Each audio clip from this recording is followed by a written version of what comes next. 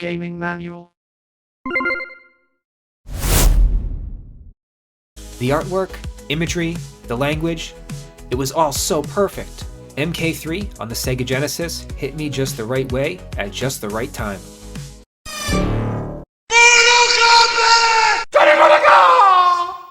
Hey everyone, this is Jason from the Gaming Manual, back with another edition of the Treasure Trove.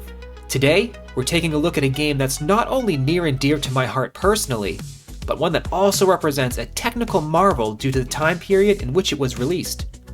That game is Mortal Kombat 3, specifically for the Sega Genesis. Before we get started, please don't forget to like, subscribe, and click the notification bell if you haven't already. It really helps the channel grow when you do so. Alright, let's get started. Mortal Kombat 3, Ultimate Mortal Kombat 3, and Mortal Kombat Trilogy are my comfort games, and I play some version of each game regularly, especially in the cold winter months.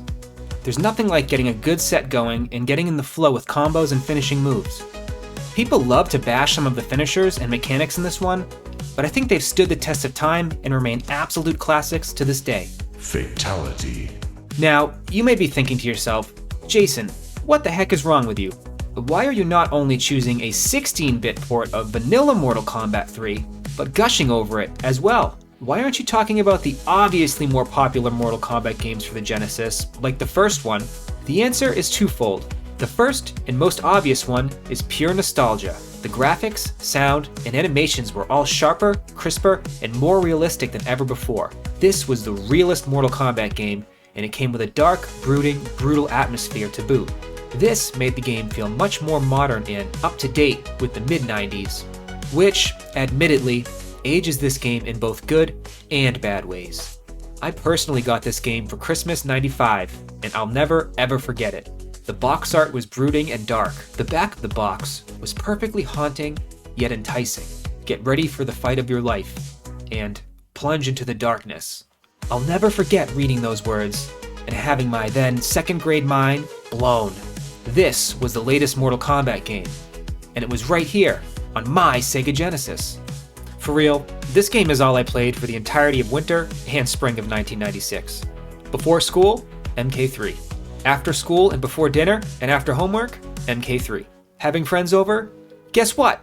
We're playing MK3. I'd pore over those pages in the strategy guides, obsessing over the pictures for each finisher and combo, like it were some sort of sacred gospel in itself. The artwork, imagery, the language, it was all so perfect. MK3 on the Sega Genesis hit me just the right way at just the right time. The seemingly endless amount of finishing moves and secrets kept me going for months, especially once I acquired a few strategy guides, which helped me learn and perform some of the more technical and tricky aspects of the game, such as mercy, and by extension, animalities, etc. Animality. This was definitely a game you needed a strategy guide for.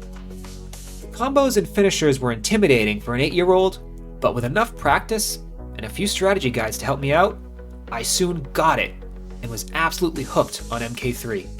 The second part of the answer is MK3 on the Genesis is a technological marvel that goes massively overlooked and underappreciated for what it actually is. This game was 32 megabits. This is unimpressive in 2024, but in 1995, the amount of compressed yet completely functional data they crammed onto said cartridge for this aging console was nothing short of incredible. This is a complete, scaled-down home port of MK3 Arcade, complete with every fatality, friendship, babality, and animality. Not only this, but the game retains every single combo and combat code from the arcade version. The amount of content downscaled and packed into this tiny cartridge is bonkers. Now, the graphics are absolutely a bit gritty, as are the sound effects and music tracks. But that's what makes this version of MK3 so unique and so perfect to me. I love the crude voice samples, and I've always loved how crude the fatality text is on the Genesis for some reason. Look at this. It looks like someone left layers off in Photoshop or something, and then they just exported it. I love the other little discrepancies unique to the Genesis version, mostly due to RAM limitations, such as the smaller bed of spikes on the bell tower stage, which is called Shao Kahn's Tower on the Genesis for some reason, as well as the smaller blades during the Pit 3 finish. There's no small train on the subway stage though. That sucker's coming through full force. Beep beep! Now, many people immediately disliked, and still to this day have a problem with, the combo system introduced to the series for MK3. That is, strings of movement that can't be interrupted by the opposing player.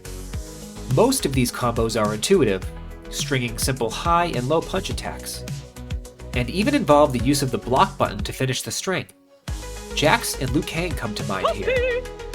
And even though you can't start combo strings from jump-in attacks, yet, that would come 6 months later with Ultimate Mortal Kombat 3. You can attack the opponent head-on with a rush of aggression. The second upgrade to the gameplay is the introduction of the run button. In the previous 2 MK games, way too much priority and advantage was given to the defending player, who could turtle and time out a match in annoying ways, especially during competitive play. Now, players were forced to play aggressively or risk losing to an aggressive opponent. This made gameplay more intense and competitive, and I think that's what a lot of people didn't like or weren't expecting. Again, I personally love this addition, and I feel it really modernized Mortal Kombat and made it more competitive on the same scale as games like Street Fighter and Tekken. You're forced to adapt to the quick gameplay, or you're gonna lose. And this isn't even mentioning the Kombat Codes. They're all here. All of them. Now, the Kombat Codes are an entirely different thing, and that's probably going to warrant its own video. These are always looming in the background, being given to the player after game overs or win streaks. These briefcase codes could be used to unlock all sorts of secrets and gameplay mechanics unique to MK3. There's so much to talk about here though, it can get overwhelming real fast. Let's just bookmark it for another day.